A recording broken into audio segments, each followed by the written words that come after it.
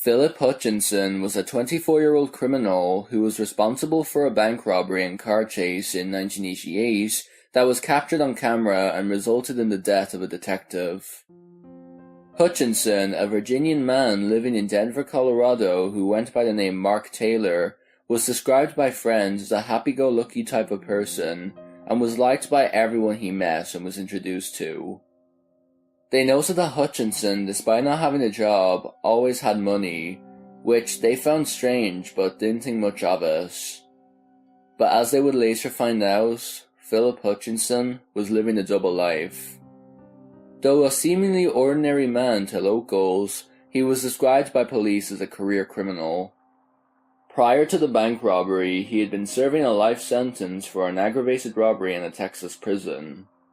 On July 31st, 1987, he and another inmate escaped from the prison, and Hutchinson had been evading police for 6 months.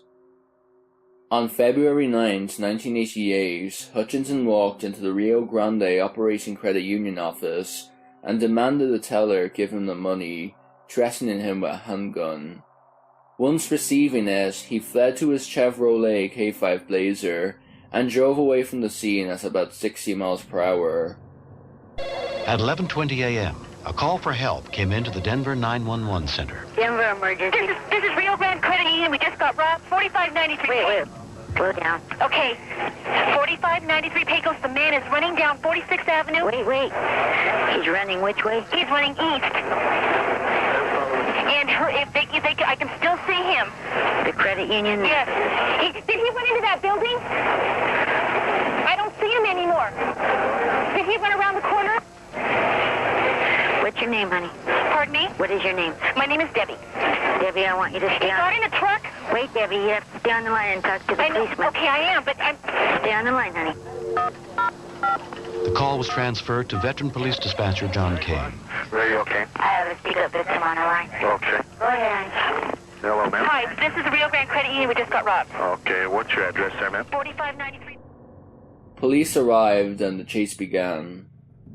A KCNC TV news helicopter, piloted by Mike Silva, was filming aerial shots for a local newscast when it got word of the chase.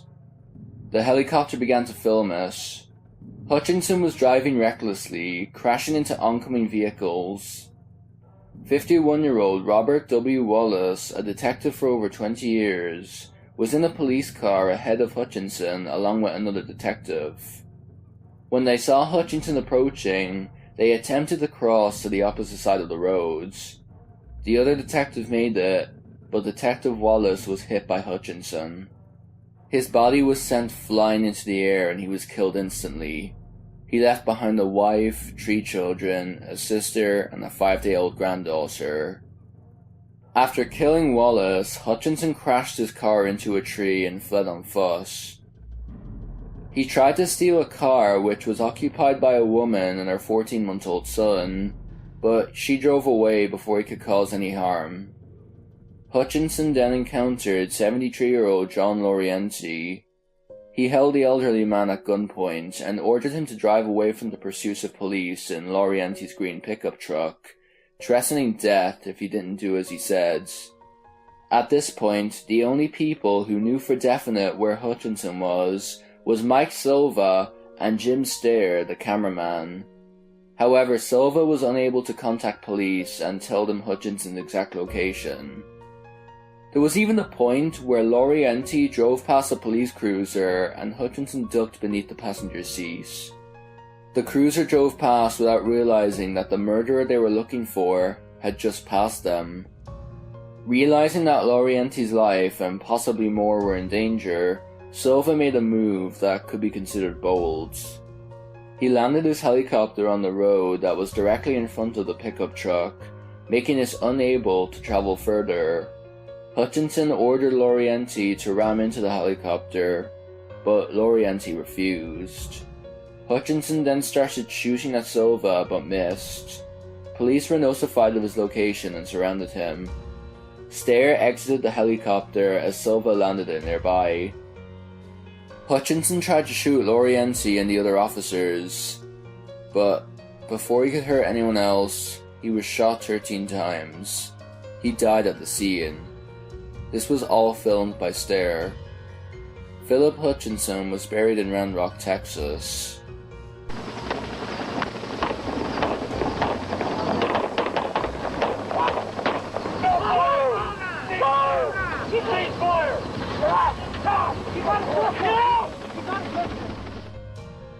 There were some people that criticized Silva and said that he shouldn't have gotten involved, but police and Laurienti himself considered him a hero. Seeing as Laurienti's truck was damaged during the gunfight between police and Hutchinson, a new one was purchased for him, courtesy of the KCNC TV station. 3 days after the incident, on February 12, 1988, Laurienti met with Silva and embraced him warmly. He was quoted as saying, "God bless this guy. He, Hutchinson, could have blew my brains out, but I wasn't going to ram this guy." You've done such a wonderful job. Several weeks later, 73-year-old hostage John Laurienti finally got a chance to thank news photographer Jim Stare and pilot Mike Silva. Here's somebody you want to meet. Mike Silva. Oh, God bless you. You're a hell of a man. You know that? I'm so proud of you. You're the best helicopter guy I ever saw. You're the person to be. When I met John for the first time, it was great. He thought I was the greatest thing since sliced bread. Called me the helicopter boy. Mike Silva saved my life, and I try to do my part by saving his life. When the truck was locked off, that's when Hutchinson says, "You better ram that helicopter." He said, "Because if you don't, we're both going to be dead." And I told him no. I said, "I won't ram him. I'm not going to kill the pilot. That's no way." Nothing, boy, when that car rammed, he got up close and he got him. Pow! That was it. I said, "Oh, thank God. That helicopter boy. I don't have to hit him. I got away from him." You got the job. In appreciation of John's courage, the TV station and a local car dealership presented him with a brand new pickup truck.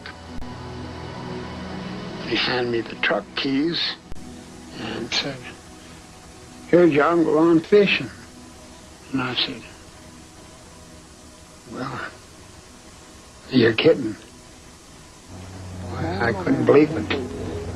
I said, "I'm just a lucky man." Bye-bye, Johnny.